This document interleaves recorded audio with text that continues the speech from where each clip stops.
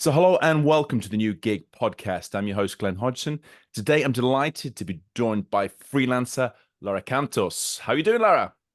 I'm doing great. Very excited to be here today. Thanks for having me, Glenn. Great. Well, thank you. Well, give us a little bit of your background yourself, just in terms of what you've been doing previously, what you're doing now, and how you got into this kind of open talent lifestyle. Happy to. For context, and I thought about this to structure this a bit into a story and a narrative because Please. there was a lot around why I chose the freelance lifestyle about 15 years ago, actually. So for Yeah. context, I was raised in a bilingual household, so Spaniard, German, Yeah. raised in a foreign country, Belgium. Um, Always felt like communication and especially multicultural communication was at the heart of and essence of my daily life. And if you had asked me 15, 16 years ago already while preparing for, all those UCAS applications and all of Yeah. the big life choices that you have to make when you're so young and you don't even know who you are. I already said I was going to be a translator. Didn't know exactly how that was going to unfold, but written communication is my absolute passion. My father's a writer, mother is a EU official, but also interpreter. Yeah. So it was always in my life, and I had no real outlet for it. So you're generally told creative jobs are not safe, they're not realistic. You won't be able to make a living off of these things. So what are you thinking? So I settled into the closest thing that I could, which was translation, Yeah. because it was the safer option. I wanted to study fine arts, but first you have to do the real thing first. So um, ever since then, though, I started freelancing on the side. So as a generalist while studying translation, I got into all kinds of little big jobs. My first project ever was 2011 while studying. It was a very poorly paid student job of a 300-page manual. They had machine translated from Chinese into French, which then I Okay. had to translate into German. So it was who can imagine? But it's in Yeah. hindsight, it was delicate. It was a very delicate topic, and I'm not even sure how I landed that because that was the start of it all. I thought it was fascinating how important it was to actually communicate these things appropriately, because imagine assembling that oven wrong at home and somebody using it. So I finished my studies almost, but then life happened. I met someone, fell in love, and decided to move overseas. So these big decisions obviously shape your life. You don't realize how um what was going to happen next and how you're going to have to adapt your work that work Mm. side to everything you're doing. So I moved to North America for a while. It was Florida first, and then shortly after landed in Mexico. Yep. I realized people on the other side of the pond were doing things the way I wanted them to happen for me. So they seem to be so free and have so much that the quality of life was just different, and they were taking more risks too. It was exciting. So when I saw that it was working out for them. It was also the first time that I realized I wanted to be building something of my own. Right. And then shortly after, a motherhood happened for me. So I've always done things a bit against the flow. So I thought, okay, I'm not conforming to the norm in any aspect of my life. So Yes. I decided there and then I wasn't going to do anything the traditional way. And when my oldest was born, I was responsible for somebody else's life and I wanted to be there every second of it. So physically, mentally, other people's experiences or my own childhood had taught me that a traditional 9 to 5 don't always allow for that. So I thought, okay, office job's not going to work for me if I want to give my all to this little person Mm. and not spend hours apart. So that thought broke my heart so much that I worked extremely hard to open a little translation agency in Mexico back in the day. Yeah. Obviously, I had some partners, and for a little while, how entrepreneurship works, the ups and downs in between those 10 years of entrepreneurship in that agency. It was 9, 10 years. I also worked and as an employee. So I worked 3 years as an editor-in-chief for a sports magazine, spent I think 2.5 years as a foreign language department. I was head of the foreign language department at a private school. So I had Yeah. interesting experiences, but none of them felt as fulfilling as working on my own thing. Mm. And then obviously the big moment, the pivotal moment was COVID. Absolutely everything changed in our lives. My husband had many successful businesses that had all to be had to be closed. Yeah. My children started studying from home while I was working Yes. also there. So the space obviously became Yeah. uh, I became a teacher at the same time, let's say that. And yeah, after so many changes, although it was incredibly hard, I was so grateful that I already kind of knew the drill of this digital nomad lifestyle that I had already built, that I already knew how that I had more options. Mm. And then suddenly also everything changed in terms of demand. Suddenly the services I were offering were again the work dynamic I think changed in companies. So business wise, it was great for me because people were looking for, let's call it, talents like me. Yes. Yeah, fantastic. And so really making the most of the digital tools available to be able to build something. And also an interesting background, a sort of a portfolio career. You've always had sort of several things on the go at the same Yeah. time. And I think being a parent is one of the greatest things for that, in terms of teaching you that you need to be able to juggle 10 things at once. You can't just do one thing till its completion and then start something else. It doesn't really work like that. So it's a great training ground. And Training.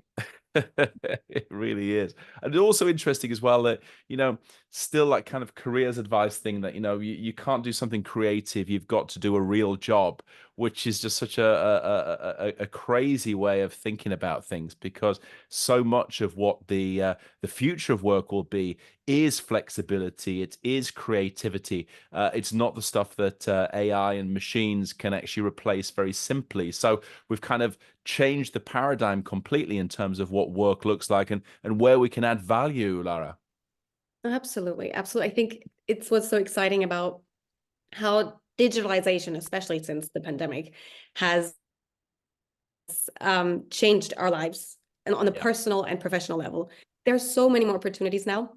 Just the fact of connecting with your client base, colleagues overseas, wherever they are in the world, your reach and scope are have widened incredibly. It's so Yeah. much easier to get to actually connect with people. I mean, gone are the days when we thought we couldn't chat with strangers on the internet, as you can see. Yes. Um, since I started freelancing full time, I've worked not only from France, Belgium, Florida, Mexico. Sadly, not been to Asia yet, but it's the plan. Yeah. And then also worked with 102 different clients from 102 different countries in the last 2 years alone, Wow. because of That's how great. everything has changed so much. But not just as a freelancer. Before I actually started freelancing full time, I was also still employed in Europe for a little bit. Yep. And the dynamics had already changed completely. So after COVID, I worked 3 or 4 days from home, did my complete onboarding online. So it was basically a bit like I was doing it, juggling things on my own. Everybody was trusting me to, you know, here's whatever you have to learn, and now you do it on your own online, and then you come back to us once you're done in 3 weeks. And I thought, okay, great, this is so different from what I'd usually done. There was Yeah. nobody there to guide you. It was everything was online, and it's a relief in a way, because you know that our values have shifted, and we understand that prioritizing certain aspects of our life, of a personal life also, will help us be more productive on the long run. So avoiding commutes, not spending time unnecessarily in these meetings, being allowed to be there for family when in need, have made this working in a more task-based manner so much Yeah. more appealing and efficient. I'm glad that these changes are happening, because I couldn't go back to what we were doing 10 years ago. So I'm glad it's happening. Completely. And And well, sorry. that's an interesting thing there, Lara. What you say about the fact that it's almost your demands, or the demands of talent, which are actually going to force the world of work and enterprises, corporations, and other organizations, because that if they want people to engage and get the work and the value out of them, they have to think more of a project task basis, as opposed to a 9 to 5 traveling to a location.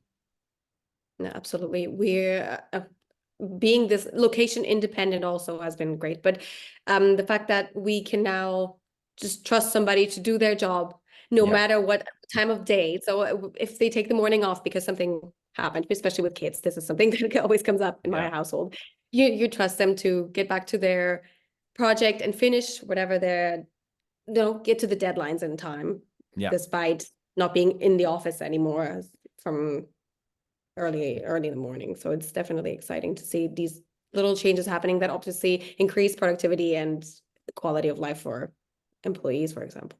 Yeah, and it should make people happier in terms of an individual basis, but also corporations as well should get the best out of people because they're not forcing them against their will into a place they don't want to be. So this should be something that should be, in their own self-interest.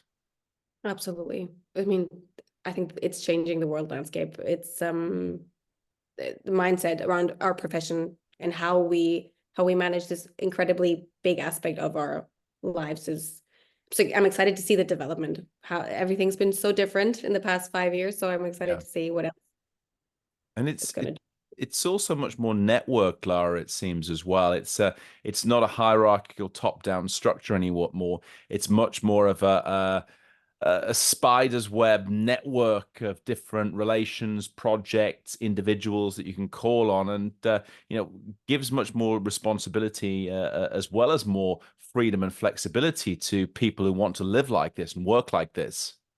Yeah, absolutely. Absolutely. It's very exciting that we can now picture a future where we are more autonomous. There's more autonomy for Mm, all aspects of our lives, that we can juggle and achieve work-life balance yeah. potentially in a more efficient manner. Yeah.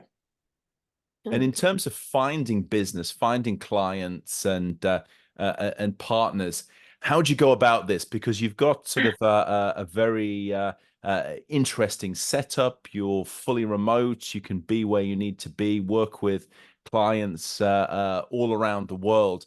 How do you kind of sort of narrow it down to sort of look for the opportunities? Throughout these past 12 years, I've tried everything. And I think that's why it ended up working out. I was incredibly patient. The market is very saturated for my specific niche. Translation, everybody thinks they're they are capable of being a good translator. That makes for a very competitive market. But the thing here is, if you don't put yourself out there, they're not going to find you. It is intimidating to put up that website, to go on that podcast, to share your face Yeah. online and to be the face of your brand. I think it's very intimidating for a lot of us, but it's crucial for visibility and reach. So I tried things like, I don't know if you're acquainted with these things, but it's Translators Cafe. So it used to be a thing in the Okay. early 2000s, and then obviously platforms like Fiverr, Yep. Upwork, Contra, Freelancer, they're all there. People are a bit hesitant. They think it might be a scam. Mm, It's complicated, but if you don't try all of your options, getting in touch with your ideal client, colleagues, fellow professionals in the field is going to be very hard. mm, Um, at some point during the pandemic, I said, okay, I'm going to give myself the chance to be seen and found. And obviously, the more I did that, the more little risks I took, the better my business did. yeah. Okay. Additionally, the more you only become credible when you can prove your skills, professionalism, experience, and the portfolio when you have something online. It's the only way you can actually show what you're capable of. Client reviews, feedback are essential for this. So it is the only way.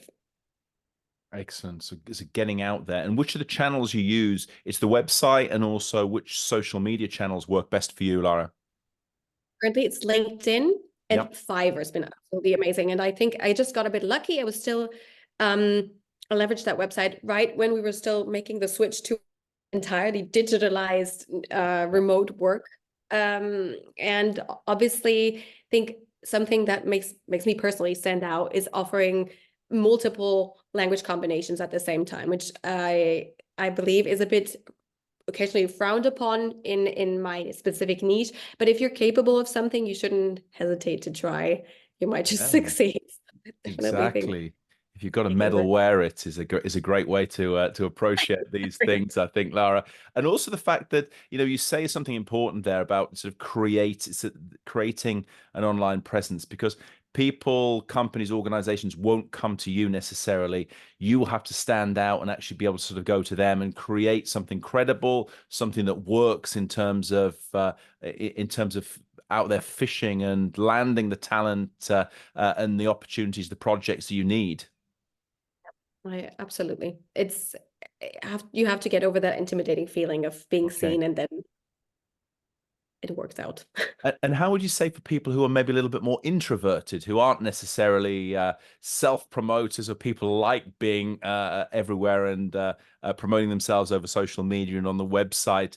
Is this just something they have to get over, or are there different ways of doing these things, Lara? What's the advice that you'd give here? Yeah, absolutely. There are many platforms that do not need you as your brand's face to be able to reach out to clients. So we're talking big organizations in your niche. So for example, for me, that was the ATA, that's the American Translators Association. But Yep. there are smaller associations in your country, in your region that will connect you with clients. So there are more options, but Yep. they're still digital, meaning you want to be a member of some organization of some sort, you'll have to get in touch with them, make sure that you still put yourself out there, even if you're more introverted, and do not feel like actually putting Yep. your entire personality or face online. I understand that, of course. Yeah, but it's kind of something you have to get out there. You have to engage to be successful. Yeah, absolutely. And what are the sort of the biggest or the best hints and tips you could give to people who are freelancers already, or particularly people who are thinking about either developing some side hustles, maybe sort of putting a toe in the water before they actually go fully remote or fully freelance? What are the kind of things that you would recommend people should do, given the you've tried everything, you've been doing this for a long time as well. It's not so you've just been into this for 6 months and that's it. It's sort of a lifestyle and a work style that you've created for yourself. I mean, as in everything in life, self-awareness for this type of lifestyle is key. So you have to know what the best way to work is for you. Right. Meaning, freelancing is incredible, but it's not necessarily for everyone. Yep. And that's when knowing yourself, knowing what ignites that passion. And when you're working, you'll obviously need a lot of that, especially when you're independent and you have to motivate yourself every day because there's nobody else pushing you. Yeah. Knowing how you work most efficiently, what drives you on an everyday basis, because in the end it's about discipline, not motivation. You're very motivated in the beginning because Mm. everything's new and exciting, but what is it going to be like 10 years down the line? So knowing what gets that excitement going every day is paramount. Knowing how you work best is obviously key, and then Yep. consistency. Yes. So because once you try, it might take a while. I mean, it might hit off right away. I've seen it happen, but mostly in niches like mine, where we are, as I was saying, so many Mhm. already looking for opportunities and chances, you have to give yourself the chance to experience the lifestyle slowly. I mean, it's what I did also. And that's why I like to share the pros and cons a Yeah. lot, because it gives you a better idea of we come to a point where we are idealizing also this the freelance lifestyle or being a digital nomad. I see it everywhere. Everything's, marketed with it because it sounds so appealing. People think they'll have more freedom, which is obviously true, but they'll lose it in some ways too. So it's Yeah. definitely important to know what you're getting yourself into. And that's when you say to go into it is good, because it gives you the chance to know, does my personality and Mm. does this phase of my life actually match that lifestyle? Because it might not. I mean, it is much harder with children, for example, when you Right. want something stable, to feel even mentally, to feel like you're always doing the right thing, even if it's working out. Yeah. Yeah. You know how it has a lot of ups and downs. It's something you have to live with once you make that choice, right? Yeah. But it's interesting what you say about sort of dedication and consistency. I think this beats inspiration and motivation all day long. I think that it's the kind of, even when you don't feel like it, realize you need to put in the hours or create the opportunities for yourself. And from a personal basis now, Lara, I just find that often when I just like get going and just grinding through stuff, that's when the inspiration comes. That's when the motivation comes, and the new ideas or the new opportunities or new developments that arise. It's by just working, getting stuff done, and sort of turning up, showing up, and delivering quality on a consistent basis. Right. Yeah, it's that consistency will get you through many hardships in your entrepreneurship journey. For example, when I said I worked 17 hours a day for a period of my life, I really did, because Yeah. I was the everything. I was the CEO, I was the accountant, I was the translator, and I was the project manager of my entire business. And sometimes that was a bit overwhelming. So it's these things that you don't consider when you're looking at somebody else who has Yeah. already achieved, because you think it's all perfect.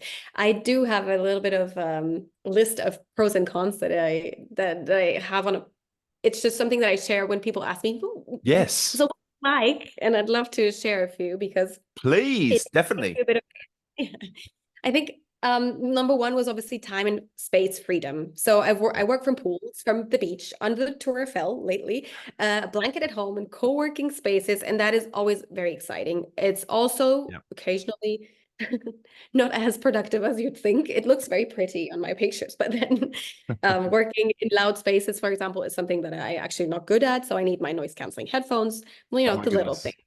Yeah. Yeah. Another pro is there's no cap on income. So there's a big potential for higher earning.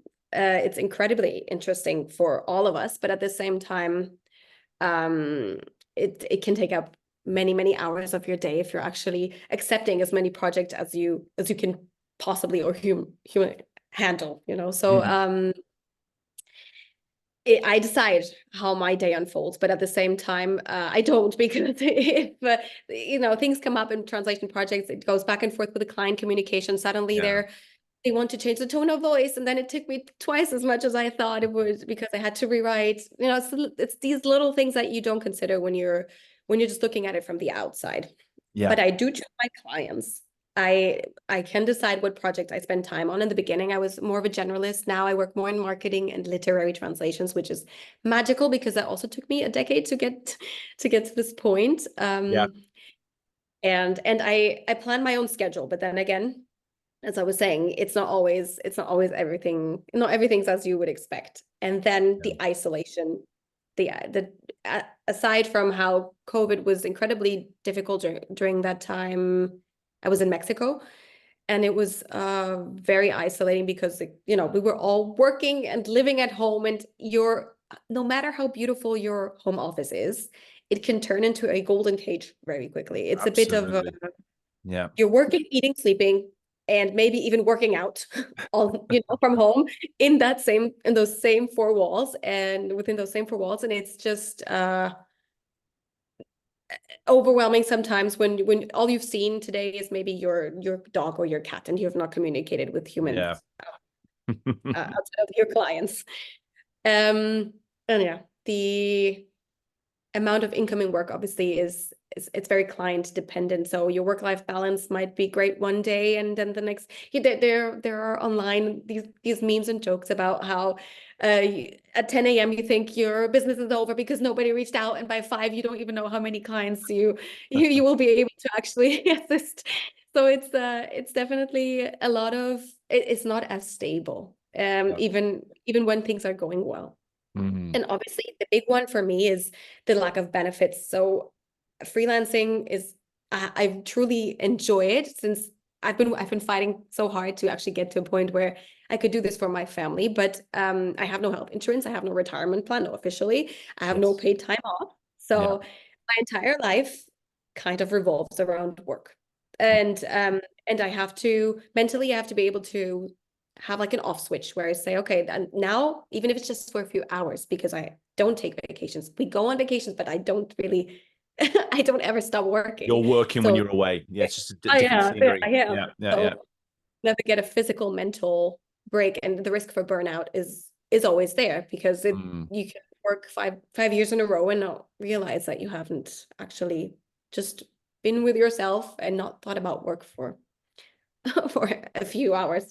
yeah, yeah. So that's the downside. So, something to look at, and but I guess that's at the same time, a 9 to 5 job these days is not safe or secure anyway. Because if you've got a portfolio career, at least if something falls out of bed, then at least you've got 3 or 4 other things that can actually take up that slack. So you've actually sort of hedging against the realities of life in one sense.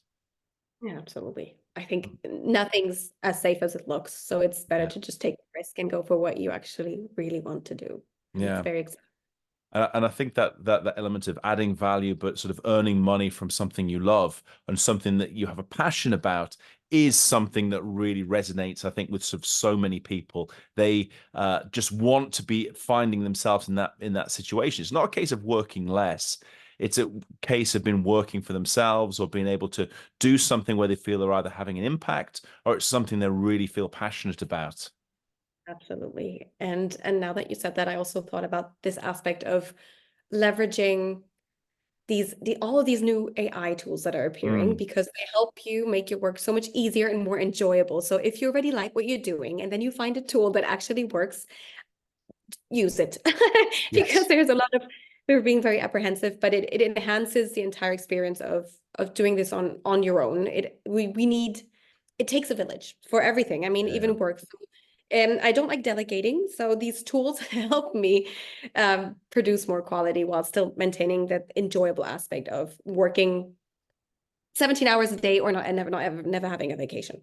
So just wanted to throw that in there because I just, Because you enjoy what you're doing. Yeah, yeah. absolutely. I think it's a really important starting point to have before you do anything else, Lara. And, it's been fantastic for you to sort of be able to share your story, share the hints and tips and advice that you do have from years of experience, and look forward to hearing more in the near future about what you're up to, what's happening, but also how you're adapting to the reality of work and the future of work. Yeah, I'm excited to share, and we'll definitely do that. Thanks, Lara. It's been an absolute pleasure. Thanks indeed for your time. Thank you, Glenn.